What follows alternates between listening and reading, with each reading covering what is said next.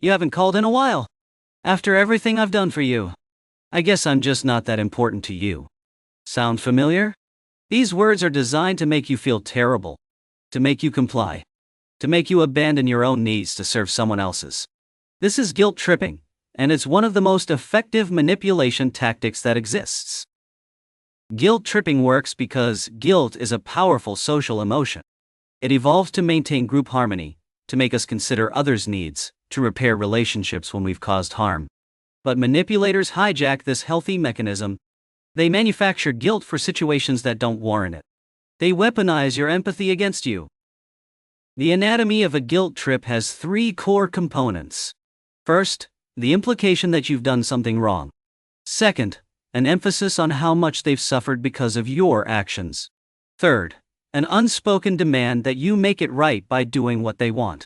Notice, they rarely ask directly. The request is always implied through your induced guilt. Common guilt trip phrases include, "I guess I'll just handle everything myself like always. You never have time for me anymore. Other children would never treat their parents this way. Fine, go have fun while I sit here alone. I sacrificed so much for you and this is how you repay me." If you recognize these, you've been targeted.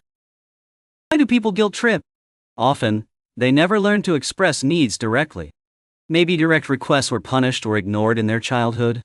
Maybe they believe they don't deserve to have needs. Guilt tripping becomes a roundabout way to get their needs met without the vulnerability of asking. Understanding this doesn't excuse it, but it explains it. The damage of chronic guilt tripping runs deep. You stop trusting your own judgment. You feel responsible for everyone else's emotions. You can't make decisions without wondering who you'll disappoint. You might develop anxiety, depression, or chronic people-pleasing. Your authentic self gets buried under layers of accommodation. Here's the truth they don't want you to know. You are not responsible for other people's feelings. You can care about others without carrying the burden of their emotions. Setting boundaries is not selfish. Having your own needs is not a betrayal. Saying no does not make you a bad person. Read that again. How to respond to guilt trips. Step 1. Recognize the tactic. Awareness is half the battle. Step 2. Pause before reacting. Guilt trips work through knee-jerk responses. Step 3. Evaluate honestly. Did you actually do something wrong? If so, apologize authentically. If not, proceed to step 4. Name it directly without aggression. Sample responses that break the cycle.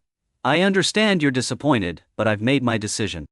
I can see you're upset, but I'm not willing to be guilted into this. I care about you, and I'm also going to maintain this boundary. Let's talk about your actual needs instead of what I allegedly did wrong. These responses are firm, but not attacking. If you're a chronic guilt tripper yourself and you're watching this with growing recognition, that's actually good news. Awareness creates choice. You can learn to express needs directly. You can ask for what you want without manipulation. It feels vulnerable at first, but it leads to healthier, more genuine relationships.